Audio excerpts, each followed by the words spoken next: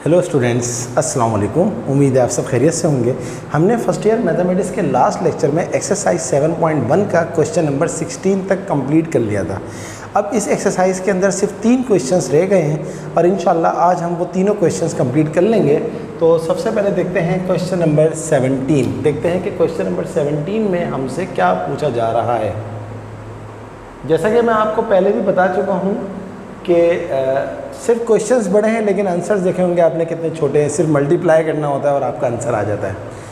A manufacturer makes shirts in 12 choices of fabrics, each in 8 neck sizes and 3 sleeve lengths.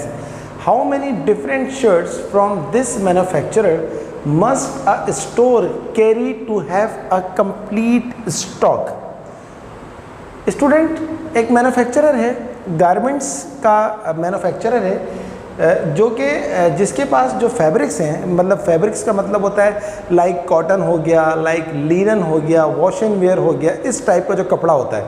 तो 12 choices हैं उसकी fabrics की और हर fabric में जो साइजेस हैं वो 8 नेक साइजेस हैं और 3 स्लीव लेंथ्स हैं। यानी कि जैसे मैं पहना हुआ हूँ ये हाफ स्लीव है, एक होता है फुल स्लीव। तो कहता है उसके पास कितनी शर्ट्स होंगी। अच्छा, और वो बना क्या रहा है? वो सिर्फ शर्ट्स बना रहा है और शर्ट्स कितने, उसके शर्ट्स के जो फैब्रिक्स हैं, डिफरेंट कपड़े के जो आपके पास वो हैं, क्वालिटीज़ हैं, कपड़े मुख्तलिफ़ किस्म का कपड़ा है, वो कितने हैं? 12 चॉइसेस हैं और हर शर्ट में आपके पास जो चॉइस में जो है वो जो साइजेस हैं वो 8 हैं, नेक साइजेस जिसको बोलते हैं, और 3 जो है वो स्लीव लेन है। अब वो कहता है how many different shirts from this manufacturer must have a store carry to have a complete stock. अब आप देखें आपके पास टोटल हैं 12 चॉइसेस, 12 चॉइसेस हैं, 12 चॉइसेस ऑफ फैब्रिक्स हैं और उसमें 8 जो हैं वो नेक साइजेस हैं और 3 जो हैं वो स्लीव लेन है। अब उसको स्टॉक कंप्लीट करने के लिए कितने वेज होंगे? क्या लिखा हुआ है? हाउ मेनी डिफरेंट शर्ट्स, कितनी डिफरेंट शर्ट्स बनाएंगे कि उसका स्टॉक जो है वो पूरा हो जाए, जिसमें स्टॉक पूरे का मतलब है सारे फैब्रिक्स भी आ जाएं, नेक साइजेस भी आ जाएं और 3 स्लीव्स भी आ जाएं। तो आप सिंपल इसको मल्टीप्लाई कर दें, 12 × 8 × 3, 12 × 8 × 3 होता है 228। तो 228 डिफरेंट शर्ट्स आपके पास बनेंगी और ये हमारा आंसर है। मैंने आपसे कहा ना कि बहुत छोटे छोटे से आंसर्स हैं इसके। तो ये क्वेश्चन नंबर 17 था, 228, और यही हमारा आंसर है।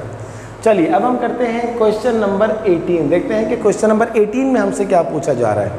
कोई प्रॉब्लम हो तो इसको सवाल को बार बार देखेंगे, जब बहुत, इसीलिए मैंने पूरी एक्सरसाइज कराई है, तो जब सारे के सारे सवाल आप देखेंगे तो आपको समझ में आ जाएगा। चलिए अब हम करते हैं क्वेश्चन नंबर 18 और देखते हैं कि क्वेश्चन नंबर 18 में हमसे क्या पूछा जा रहा है। Free prizes are offered to a class of 50 students.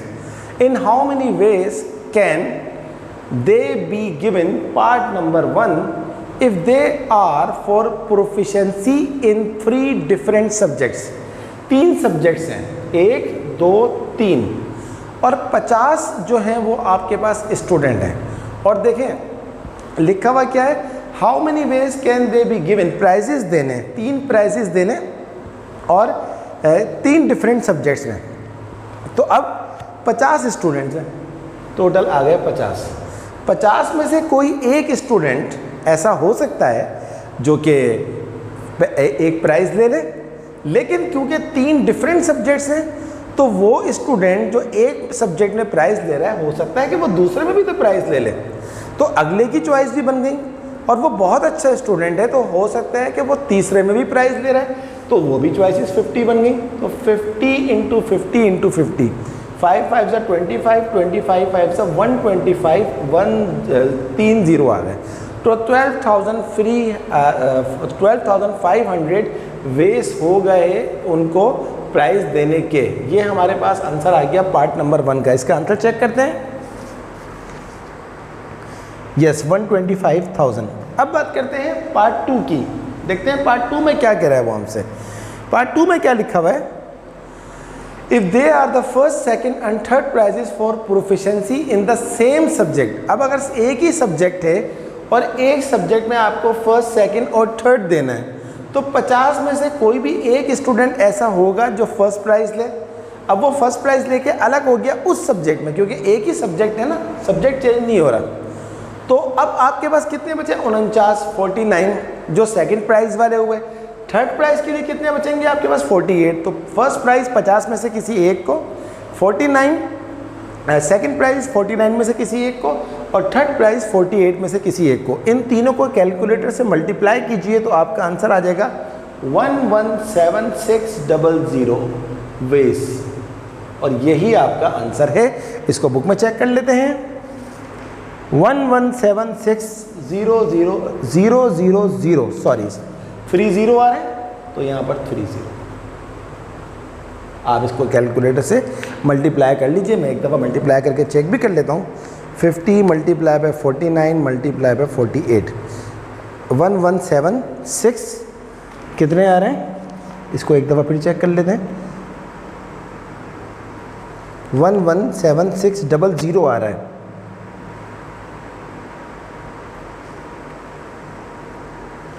एक मिनट, स्टूडेंट बुक में लिखा हुआ है 117600, लेकिन स्टूडेंट 000 नहीं आ सकता, नामुमकिन है। मैंने कैलकुलेटर में चेक किया है, मल्टीप्लाई किया है, तो इसका जो आंसर है बुक में वो रॉन्ग है। 1 0 ज़्यादा लिखा हुआ है, क्योंकि ये आंसर 100% करेक्ट है, कॉमन सेंस है। पहली प्राइज़ के लिए 50 में से कोई एक आएगा, दूसरे प्राइज़ के लिए 49 हो जाएगा, तीसरे प्राइज़ के लिए 48 हो जाएगा।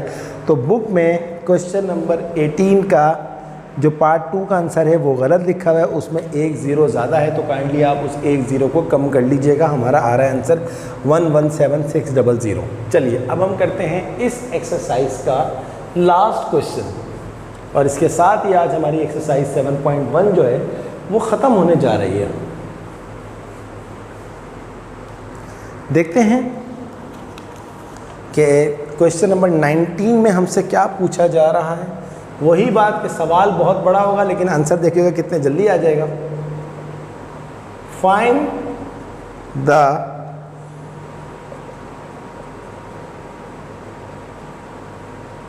Total number of ways in which 5 sparrows can perch on 3 trees when there is no restriction to the choice of a tree. In how many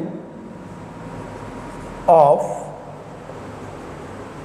these ways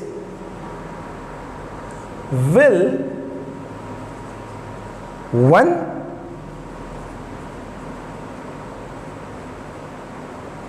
particular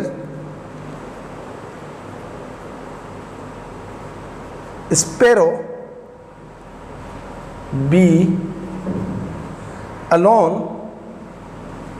on a tree? ये है question number 19, आखिरी question इस सवाल, इस exercise का solution. Question number 19, find the total number of ways in which 5 sparrows can perch on trees. Student आपके पास 5 sparrows हैं और 3 ट्रीज हैं, यानी कि 5 चिड़िया हैं। 5 चिड़िया, इसको स्पैरो को उर्दू में चिड़िया कहते हैं। 5 चिड़िया हैं और 3 दरख्त हैं। अब वो कहता है find the total number of ways in which 5 sparrows can perch on trees when there is no restriction to the choice of a tree. तो स्टूडेंट अब आपके पास 5 स्पैरोज हैं और आपके पास 3 क्रीज हैं, तो 5 स्पेयर उसका मतलब है 1 2 3 4 5। और वो कह रहा है 3 क्रीज है और कोई रिस्ट्रिक्शन नहीं है। जो पहला पार्ट है यहाँ तक कहता है कोई रिस्ट्रिक्शन नहीं है, कोई भी चिड़िया कहीं भी बैठ सकती है। तो जब कोई भी चिड़िया 3 दरख्तों में से कहीं भी बैठ सकती है, 5 चिड़िया हैं, तो यहाँ लिखेंगे हम 3 में से किसी भी एक दरख्त पे बैठ सकती है। और वो चिड़िया जो यहाँ बैठ रही है वो यहाँ भी बैठ सकती है, क्योंकि कोई रिस्ट्रिक्शन नहीं है। और वो चिड़िया जो यहाँ बैठ रही है वो यहाँ भी बैठ सकती है, वो यहाँ भी बैठ सकती है, वो यहाँ भी बैठ सकती है। तो 5 चिड़िया हैं, 3 दरख्त हैं, और कोई भी चिड़िया कहीं भी बैठ सकती है। तो अब इसको मल्टीप्लाई करते हैं, 3 3 9, 3 27, 3 81, 3 243। तो क्या कह रहा था, टोटल नंबर ऑफ वेज। तो ये आ गया आपके पास। अब ये जो 5 चिड़िया हैं ये 243 तरीके से बैठ सकती हैं, कहीं भी बैठ सकती हैं। अब हम बात करते हैं इस सवाल के अगले पार्ट की। In how many of these ways will one particular sparrow be alone on a tree? एक चिड़िया जो है, यूँ समझ लें एक चिड़िया इनसे नाराज़ हो गई और वो सिर्फ एक पर्टिकुलर दरख्त पे बैठती है। चॉइस तो वही है आपके पास, 1 2 3 4 5। अब एक चिड़िया एक पर्टिकुलर दरख्त पे बैठ रही है, जो उस दरख्त पे बैठ रही है तो दूसरे पे नहीं बैठ रही। तो पहले तो आपके पास 3 ट्री हैं, तो 5 में से कोई एक चिड़िया जो है वो किसी भी दरख्त पे बैठ सकती है, 3 में से किसी भी एक दरख्त पे बैठ सकती है। अच्छा, जो चिड़िया इस दरख्त पे बैठ गई वो यहाँ नहीं बैठेगी, वो यहाँ भी नहीं बैठेगी, वो यहाँ भी, यानी कि बाकी 4 चिड़ियाओं के लिए चॉइसेस हैं, लेकिन उस चिड़िया के लिए चॉइस नहीं थी, तो हमने उसको सिर्फ एक दरख्त पे बिठा दिया। तो इस दरख्त के लिए 3 दरख्तों के लिए तो वो चॉइस हो गई, लेकिन बाकी दरख्तों के लिए वो एज इट इज़ ऐसे ही रहेगा। यानी कि दोनों में जो फ़र्क था, यहाँ पर रिस्ट्रिक्शन नहीं थी, तो सब में 3 3 3 3 आ गया। यहाँ पर रिस्ट्रिक्शन लगा दी, पर्टिकुलर स्पैरो जो है be alone on a tree, वो एक दरख्त पे बैठेगी। तो जो इस दरख्त पे बैठेगी वो इस पे नहीं बैठेगी, इस पे नहीं बैठेगी, इस पे नहीं बैठेगी। सही है जनाब। तो अब इसको मल्टीप्लाई कर लें, 3 2 6 2 12 2 24 2 48। तो वेज कम हो गए, रिस्ट्रिक्शन लग गई ना। जब रिस्ट्रिक्शन लग जाती है तो वेज कम हो जाते हैं। तो इसका आंसर देखते हैं बुक में कितना आ रहा है, 48। यस, तो 100% हमारी एक्सरसाइज कंप्लीट हो गई है। सारे हमने क्वेश्चंस किए हैं from question number 1 to question number 19, और यही हमारी मेथडोलॉजी है। मैंने आज तक जितना भी पढ़ाया है, मेरा चैप्टर नंबर जो है वो 9 10 11 12 13 और chapter number 2, chapter number 3, chapter number 6 ख़त्म हो गया, चैप्टर नंबर 7 मेरा चल रहा है। तो मैंने हर एक्सरसाइज के सारे ही क्वेश्चंस करवाए हैं, तो आप इनकी खूब प्रैक्टिस करें। कोई मसला हो मुझसे ज़रूर पूछें, कमेंट बॉक्स में लिखें। मेरा व्हाट्सएप नंबर है 032225049556। आप मुझे इस पर व्हाट्सएप कर दें, टेक्स्ट कर दें, मैं आपकी ज़रूर हेल्प करूँगा इंशाल्लाह। तो अगली क्लास जो हमारी होगी वो 7.2 होगी, जिसमें हम एक नया कॉन्सेप्ट सीखेंगे जिसका नाम है परम्यूटेशन। इसमें भी जो है वो तकरीबन समझ लें कि 19 सवाल हैं, वो भी हम पूरे करेंगे। उसके बाद एक्सरसाइज 7.3 है लास्ट एक्सरसाइज, तो उसमें देखते हैं कितने क्वेश्चंस हैं 7.3 में। 7.3 में 18 क्वेश्चंस हैं और ये 18 के 18 इंशाल्लाह हम ज़रूर करेंगे। तब तक के लिए आप खूब प्रैक्टिस करें। आप तमाम बच्चों से रिक्वेस्ट है कि काइंडली मेरे चैनल को अगर अभी तक आपने सब्सक्राइब नहीं किया तो उसको ज़रूर सब्सक्राइब कीजिए, मेरी वीडियोस को लाइक कीजिए, और हाँ, जब आप चैनल को सब्सक्राइब करें तो बेल आइकन को ज़रूर प्रेस कीजिएगा, क्योंकि जैसे ही आप बेल आइकन को प्रेस करते हैं तो मेरी वीडियो जैसे ही अपलोड होगी उसका नोटिफिकेशन आपको मिल जाएगा। मेरी वीडियोज़ को लाइक करने के साथ साथ अपने तमाम दोस्तों को, जो आपके कॉलेज में पढ़ते हैं, जो आपके कोचिंग में पढ़ते हैं, जो आपके ट्यूशन में पढ़ते हैं, जो दूसरे कॉलेजेस में पढ़ते हैं, उनको भी शेयर करवाएं। तो स्टूडेंट, अगली क्लास तक के लिए अल्लाह हाफिज़।